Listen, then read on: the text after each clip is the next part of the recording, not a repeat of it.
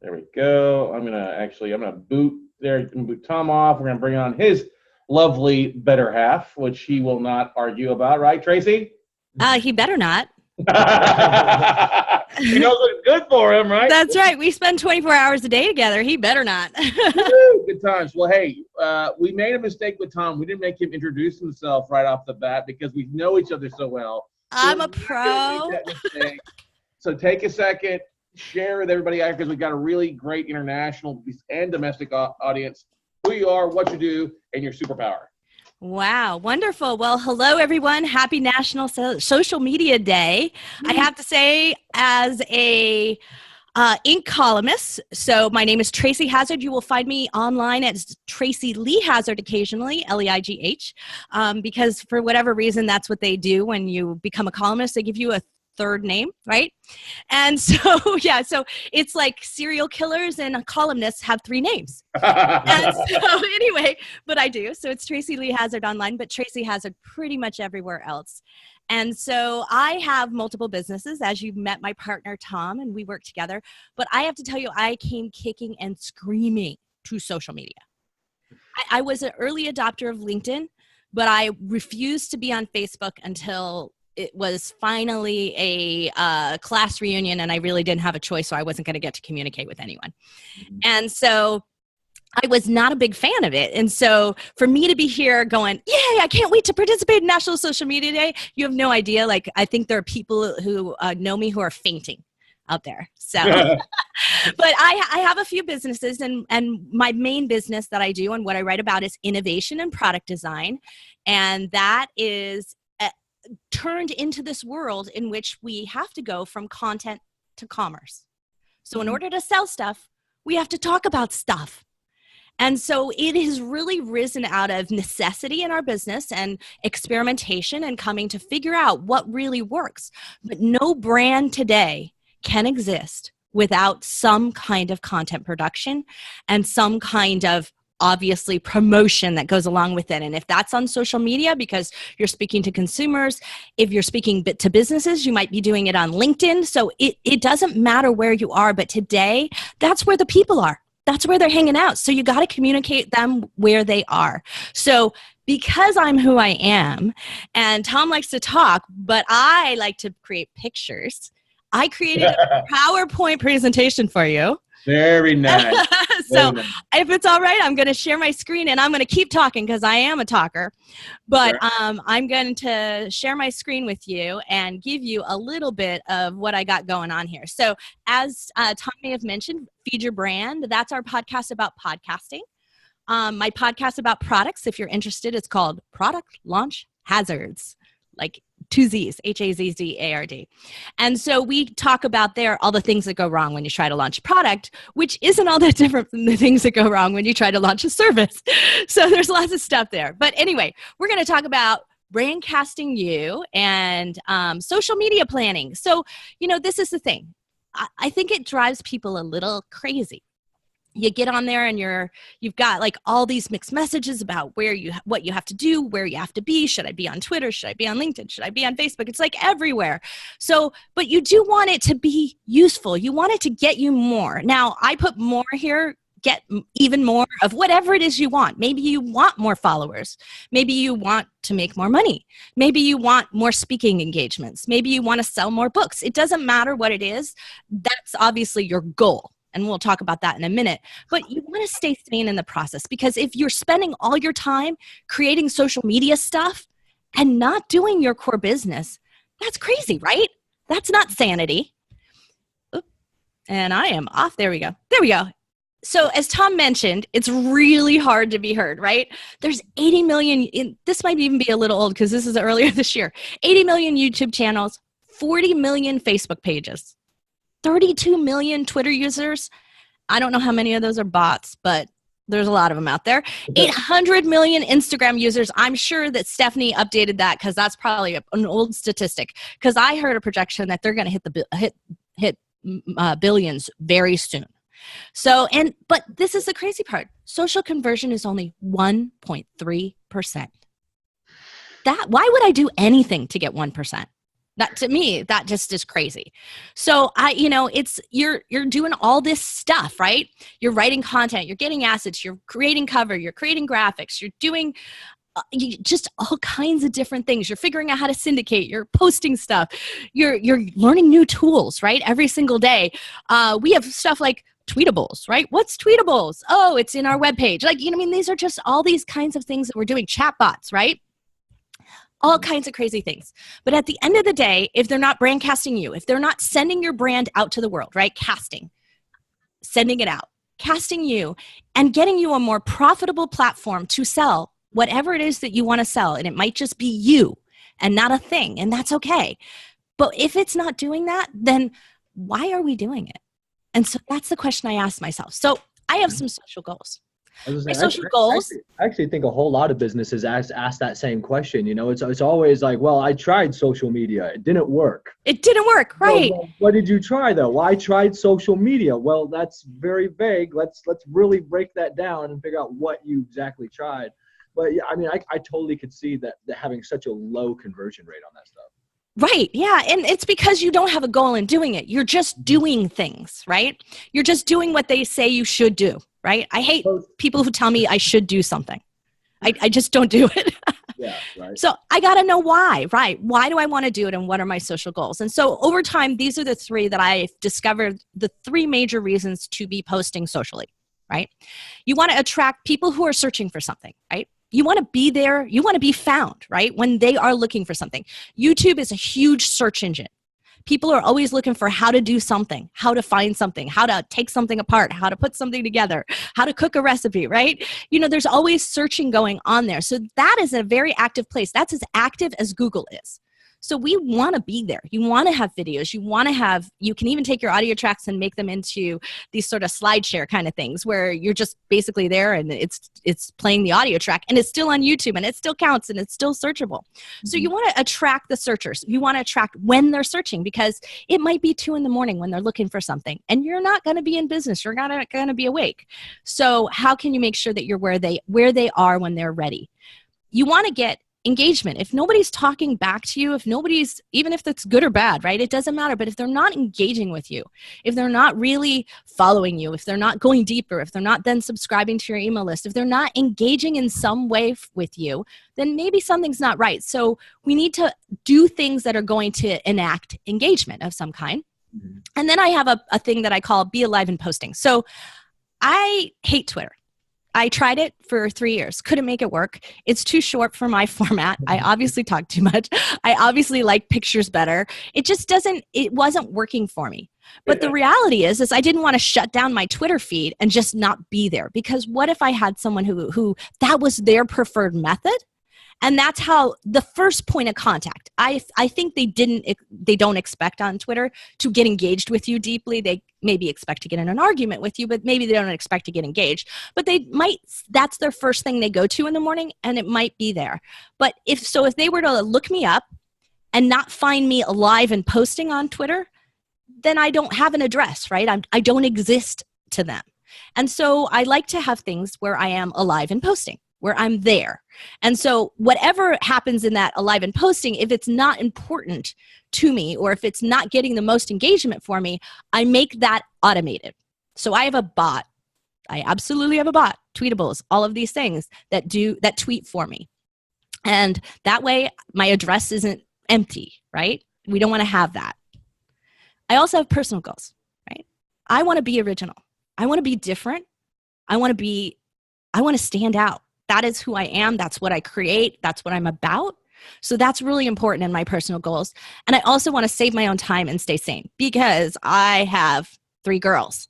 The oldest one, Alexandra, is in the middle getting married. That's not me. That's her. And she works in our Brandcaster's business. So some of you may talk to her every day or every week. Rocks. Yeah, you talk to her lots. I know you do, Scott. And those are my 2 little ones. They're 9 and 4. And I'm busy just like you are, right? I want to have time with them. I want to have mother-daughter puzzle time. Today, we're ironing and sewing sleep masks with my 9-year-old. So that's what we're doing. And I want to have time for that. I don't want to be worrying about whether or not my social feed is up to date. So how do we do it? first off, you got to take a snapshot of you, meaning you got to know where you are, like how many followers do you have and things like that. Then you're going to benchmark the ideal. Who do you want to be like, right? We got to have competition.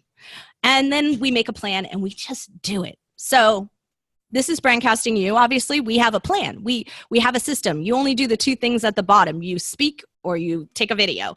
Everything else happens for you. But it still has to be thought through, right? There has to be things that you're thinking about. It has to fit those goals of what you're doing. So here's my social snapshot. Oh, this was like 3 or 4 months ago. How many page likes we had, how many posts we have. Our total engagement was over 28,000. It was pretty good, but it was not great because the majority of those 10,000 page likes were not in the US. So it was a goal for us to increase those page likes in the US. So we measure and review at least every 3 months. We take a look at it. So we're about to take a look at it again. It's just ended June. So we're about to take a look at it again and take a measurement and say, did we achieve our goal in this process? And if not, what can we shift? But we don't give it 1 or 2 posts. We give it 3 months before we shift. You guys got to give it some time. Then we have also targeted the best, right? We've gone out there, we've looked at who has the best engagement, who's getting people to talk back with them, who's got like lots of comments in their posts. What kind of posts are those? We look at their content value. Like at the end of the day, are they just really good at posting, but their content stinks? Like it's got no depth, no value to it. So, okay, well then we should amp up our game and match their content because we know our value's there at the end of the day. So these are things that we think about. And then we look at their path to profit. Like, how are they converting people? Are they really sending them to their website? Are they converting them right there on Facebook or Instagram? How are they doing it? Because we want to watch that. Because it might be different. So if you're finding that, selling books, right? You're an author and you want your books and going straight from Facebook to Amazon is really working for people, then you want to match that. You want to do what's working right now. And to be honest with you, this changes a lot because the algorithms change. So it is something that you do have to pay attention to. And like I said, we pay attention to that on a quarterly basis. So remember, we want to be where the search starts, right? So that is always our ultimate goal, is to be where the search starts. So whenever we are creating things, that's what we're thinking about. We're thinking about what is keeping you up at night. What at 2 a.m. are you going, oh my God, I wish I had this for my business, or I don't know how to do this. That's where we like to live, because we feel that is attracting people who are active. It's great. People have a lot of feed, right? You've got a lot of feed going on in your social feed, right? You're scrolling through Facebook and there's tons of people posting stuff. And granted, I post stuff about my kids too and funny things that happened, and that's great. But I'm really doing that for the people who want to know, my aunts, my cousins, my friends, right? People who want to keep up on where we are, right? But the ones who I expect to find me, I've got to make sure that I'm posting things that matter. And so that's where I'm always thinking about is, what might they search for and what will they type in? So when you're looking for something on Facebook, most often people don't search. It's very rare that people are searching. They might search for groups, but they don't really search. They just scroll through their feed and then follow where Facebook leads them, which is a little bit more passive than you would be on, let's say, LinkedIn, where you might be searching for someone. So it's usually more related to a person. Or YouTube, where you're searching for how-to DIYs, like, how to get stuff done. So thinking about where you are and what you're posting that content into, where that social is, matters as to how we do it. So we think about that. Then we make a plan, because Tom and I, hope is not a plan. We say that every time we give a talk. Hope is not a plan. You have to work a plan. You have to make a plan. You have to think about it. You have to have a strategy for it. And you have to have tactics that make it work. So these are my tactics that I'm sharing with you. Mixing it up is the most important thing that I've discovered as working for me on social media, and working for the competitors who I've benchmarked, and actually the advice that we're lucky as an Inc. columnist. Inc. gives us little monthly how-tos, tips, like top level stuff though. So we recently had someone who came from LinkedIn, who was talking about what they decide to repost at LinkedIn. And they give us the criteria. So I get to incorporate all that information. I think our next one is Instagram. So I'll share those if I get anything new. Google, and it's also Google that's coming up too. I take this information and I start to filter it in and I start to develop it into plans and figuring out how we're going to do this. So the 3 keys that we do is style, type, and then mixing it up. And this is the percentage rule that I'm sharing with you here. And I'm going to show you what some of this looks like. So this is a typical feed. See how everything looks exactly the same. Now, this is a web page feed, but your Facebook feed might look the same, right? Mm-hmm. So I just got my Twitter feed, and I had someone who put the same tweet again and again and again, right? So this is the thing. This is Susan Harrow's website, and she had it done by a branding agency, which is why it looks so pretty. But she advises her PR clients to never wear the same clothes in their videos so that people don't think they've already seen it. Why should we do that with our posts, right? If we put our posts exactly the same as the last time we put it out there, then they will think they've already read it. So the last thing we want to do when we're posting our podcast is to have the graphic that goes with it the same every single time. There should be consistency in the format and a little bit of branding but for the most part, you want to mix it up. This is Full Force Life. He's a former MLB, and I think he was a Texas Ranger. And Jason Botts. And so these are the two in a row. Look how different they look, right? They look like they came from the same person, but look how different they are. They're not the same. So how do we mix that up? We mix it with color, we mix it with text, we mix it with shape, we mix it with imagery. That's the fastest way to do it. Just stick a different picture on it. If you don't feel graphically skilled, do that. And so now we move to post types. These are the types that I recommend. It depends on your industry, though, and your business, what you're going to be doing, right? So here's one of the things that I've discovered because, one of our podcasts, we've done 435 episodes. And I just discovered today that I've written 186 ink articles. So thank you. Thank you. Thank you. I will take that. Right. But that's a lot of content, right? And so because I wrote it, it's old to me, right? It's not new advice. It's not new news.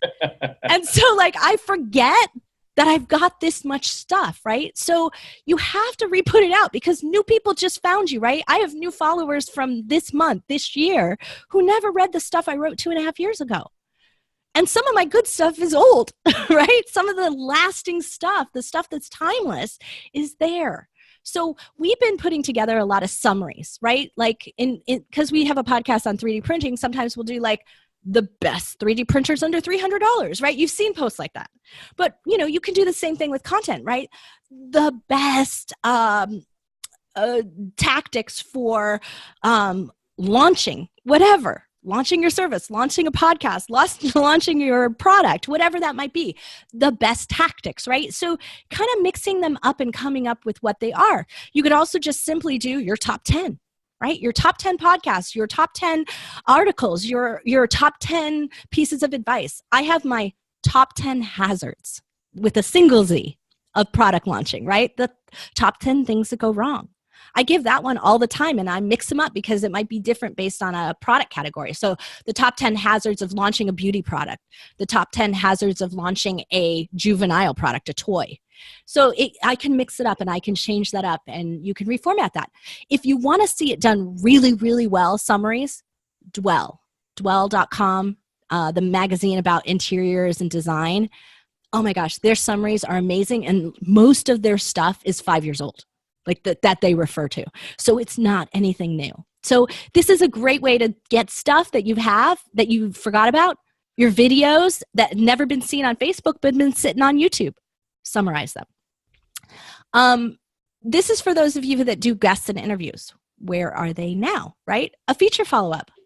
What happened to them? Are they still there? Are they still selling? Do they have a new business? It's great because I like to do things that allow me to network. And so build my network, grow it, and produce content, right? So when I said to you that I did 185 articles, 90% of them have an interview associated with them, which means that I spent 30 minutes with someone. So that's 4,500 hours or something, something close to that, right? That I spent with people.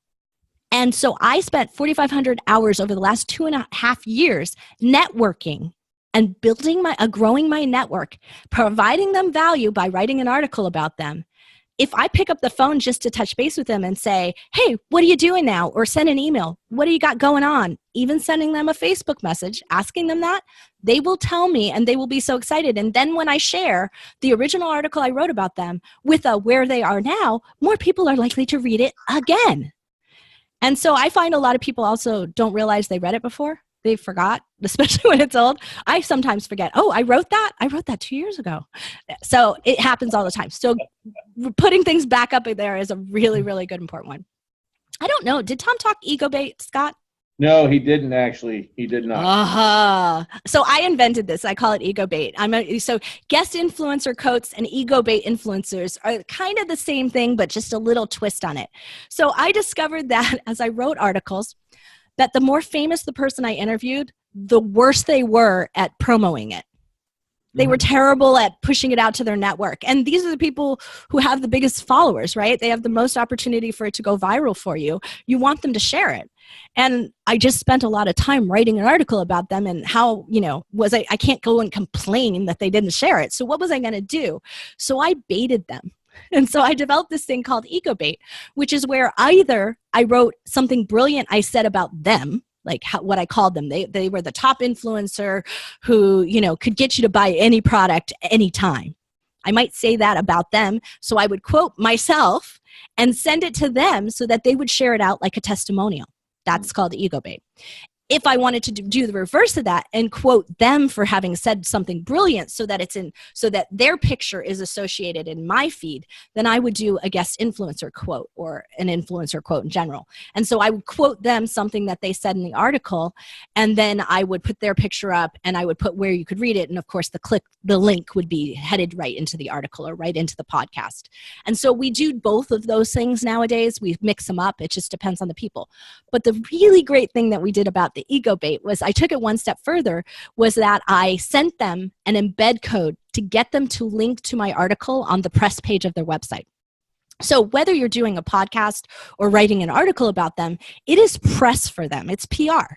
And most people have a media or a press page, but if they forget to tag you in that, if they don't do it properly, if they don't link back to your original article, and like for me, if they didn't link directly to the Inc. article and they just link to Inc.com, it does me no good. No one else will read my article and they're not going to really search to find it at that point. They just go, of course they were featured in Inc., right? And it's not as good for them because then you're not standing up as being an actual article about you. So if you want it to be truly to make sure that people know that something was written in Inc. about you, you definitely want to make sure that you've linked it right. So I would send them all the code that they could put in their website. So if they didn't know how to do it, they would just send this to their web team and their web team would do it. And what I created was this massive way of them to create backlinks to you, right? So now my site, my articles, everything is getting author equity, right? That's what Google calls it, author equity. It has value as the author. I have value as an author that people are linking to. And I have value on my website because my website is gaining authority from so many people backlinking to me. So those two things go hand in hand, and you do not want to miss doing this. What I think is really sad today is a lot of people just pull a quote from, Napoleon Hill, Edison said, usually they're misquoted. Einstein says this, right? Anyone can do that. But not anyone said what that influencer said to me when I interviewed them. So they didn't say that everywhere. So this is really where you can create something original that no one's ever seen or heard before. And it makes them stop. This is one of the most liked. I would say they don't usually get a lot of comments, but they definitely get a lot of likes and shares. And so these types of things are really important to your feed. Obviously, you want to put out new content. Like, what's new this week? What article did I write? What episodes? This is, for me, actually the hardest part because we have to filter it. I have too much content because we have multiple businesses running. And so this is where we're struggling right now, where we've really had to strategize and sit back and do some things, which I'm going to show you in a minute, that we do for planning. So, and then of course, I always do summaries on the weekend, what you missed this week. We usually do that in an email as well. So we'll do a weekly email to those that prefer to get stuff in their inbox. But, feed, I don't look at my feed every day of the week, so I do miss things. And so, yeah, it's great you have notifications and everything, but are you actually getting notified and in the algorithm? So these ones, what you missed, they tend to get the most comments, shares, everything. And so they're really, really useful for making sure that people are catching up on what you've got. So here's my percentage of share rule. This is what you should be doing out there. 30% of it should be your own stuff. And obviously all that I just talked about was somewhat of your own stuff. Some of the influencer stuff counts as other stuff, right? So they count as doing things for other, with other people. And you should share news, articles. That's what other people's stuff is, right? We share stuff. Tom and I just shared recently the information about Google Podcasts, right? So that was pretty new news. And we shared that in the past couple of weeks as the news came live. You want to do that because you need to be in the know in your industry, right? And then 30% is interaction, meaning that you have to comment and like on other people's stuff or they're not going to do it back to you, right?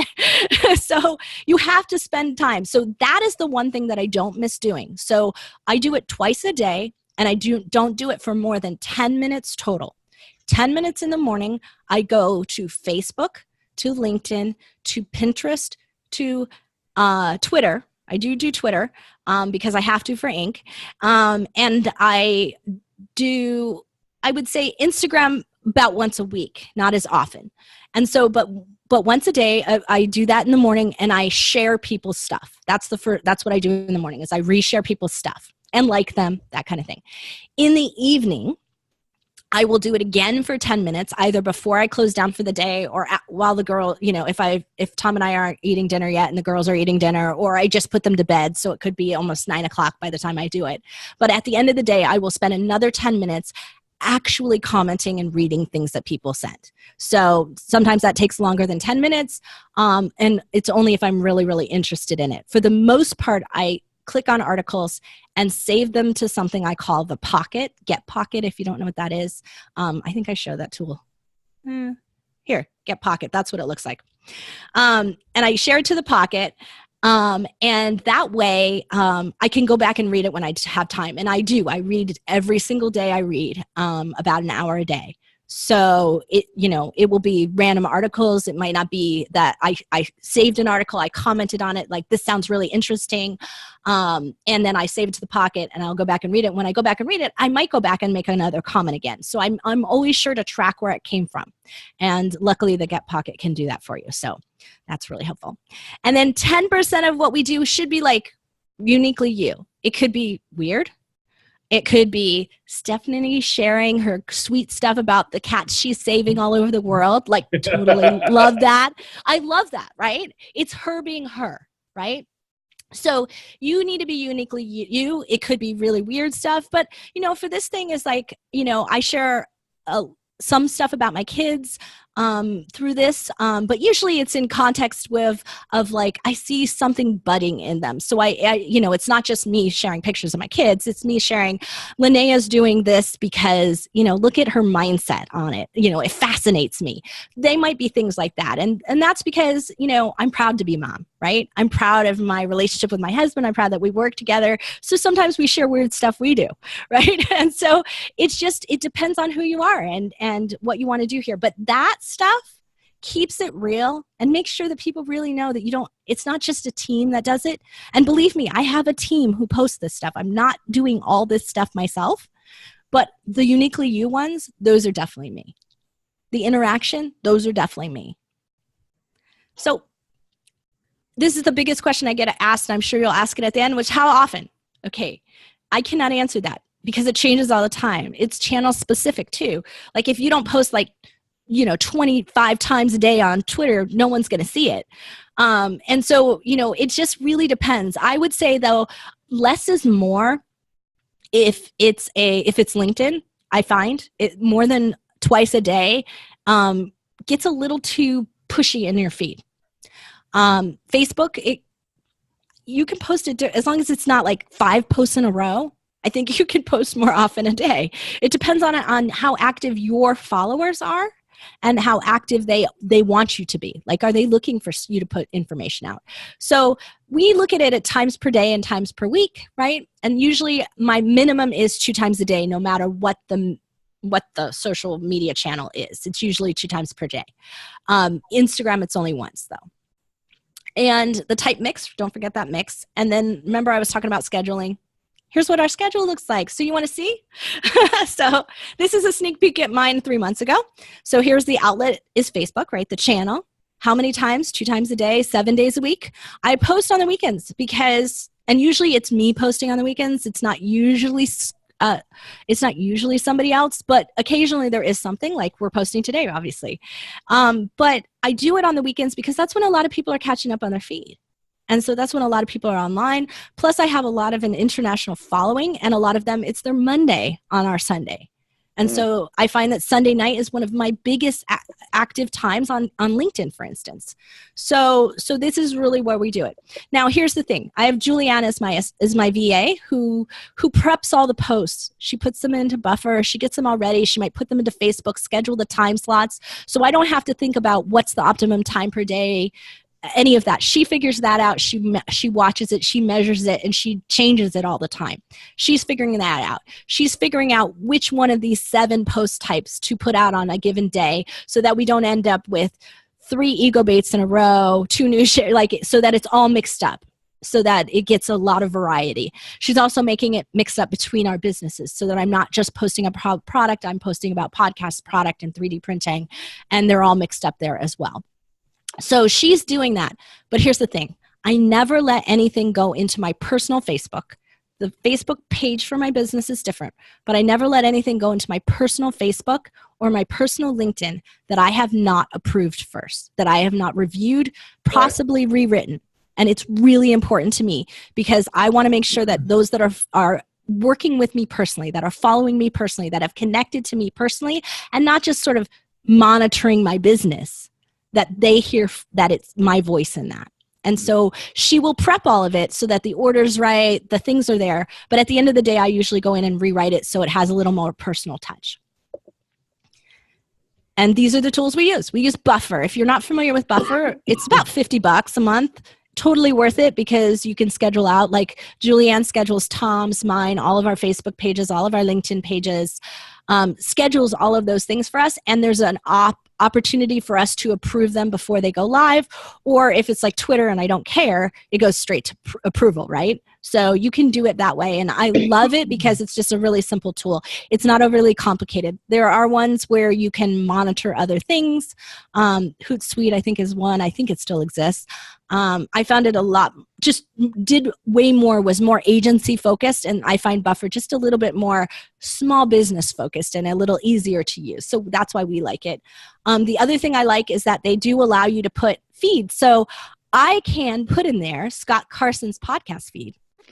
And I can monitor We Close notes and see it there. And Julianne can share it if she saw something that was particularly relevant for me, or if I like it. And I was like, oh, that's really cool. I got to share that. Scott's doing something amazing. So it gives me an opportunity to reward the people who I work with and the people who are my clients as well. It gives me a chance to monitor them and reward them for that. So that is another thing, because otherwise I'd have to go on Facebook, on LinkedIn, and follow their feeds and share that. Instead, I can share it straight from Buffer and from the feed. So I really like that. So just do it. Get off the marketing roller coaster, right? I talk about this a lot. Marketing roller coaster, right? That's where you remember to Facebook, you remember to LinkedIn, and you're doing all these really great things, and everyone and your business is booming. And then you get so busy that you forget to post, and you forget to share, and you forget to interact with people. And all of a sudden you find that you don't have as much business. And that's when you hit that bottom of the roller coaster. You're on your way down and you go, what do I do? And then you get desperate. And so we don't want you to do that. We want to level it out. We want to just be on a fast track of growth. And so if you just do it and do it consistently and constantly, you're going to be in a better place. So that is my VIP pass to getting more on social. And here's some ways to follow me. Turn into our podcast. Seriously, there is a lot of free content out there that we share all the time. Yep. So let me get out of this. How do I get out of my share here? Stop share. There we go. There you go. I should know how to do that. I do this every day. So how was that, guys? Did that help? I went over my time. I went over my time. I talk too much. Sorry. Just a few minutes over. That's fine. Yeah. So, good stuff. Oh, good. Yeah, I was gonna say, just things like, you're talking about the frequency of posting. I've heard people tell, especially I think it was through HubSpot. They said, I guess their case study they did. They're like, yeah, we did 52 tweets a day. And, that's a lot. To me, that sounds like a full-time, like, I'm just tweeting. That's all I do. I tweet, I'm a full-time tweeter, right? Yeah, exactly. Or it's either that or you're spending a lot of time scheduling every tweet, to go out in just minutes apart or whatever the case is. And yeah, I mean, that is a lot. That's a lot. Right. And I think it's different. Like, HubSpot studies that, and they studied it across big brands and businesses that may not be you and may not be your business. Right. And that's one of the reasons why I recommend benchmarking your competitor, benchmarking someone you wish you would be, you aspire to be, because if they're doing it 52 times a day, that's what it takes, then maybe that's not realistic for my business, because I wouldn't be in business if I tweeted 52 times a day. Still got bills to pay. Yeah. I don't have time. Exactly. Scheduling Buffer or a Hootsuite, that's still a lot. Yeah. You figure that if you work an 8-hour day, that's 6.5 times an hour. 10 minutes. Okay, if you're working for me, I don't want you I don't want you on Twitter all that day. Yeah, that's not productive. No. I mean, I'm looking at, we're doing around 100 videos a month, scheduling out for all of our clients, and I'm thinking 52 tweets. I'm doing 100, and I'm swamped with that. And you're looking at 52 tweets. It's like, nah, that's a lot. That's, I'll figure out another way. Maybe I will just go ahead and just take up podcasting. Just. Well, you got a lot of content there to be turning that into. So, well, I'm way over my time for the next person. So sorry. It was awesome. He came on late. He was here for a second, and he just disappeared. And then he just disappeared. Okay, well, we'll keep talking to the shows back up so you don't have dead air.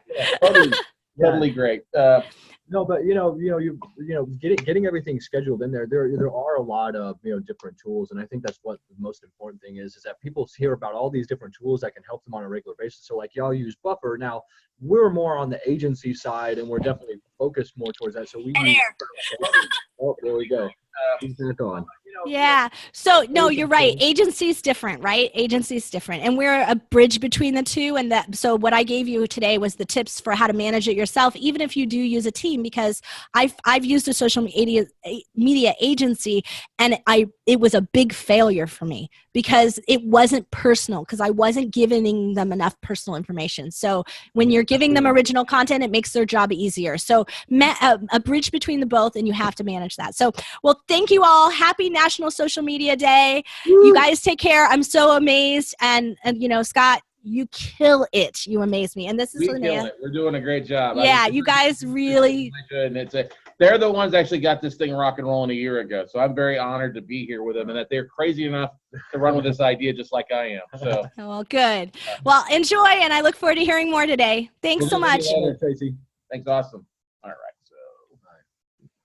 So, hey, Jacoby. Be with you. Second here.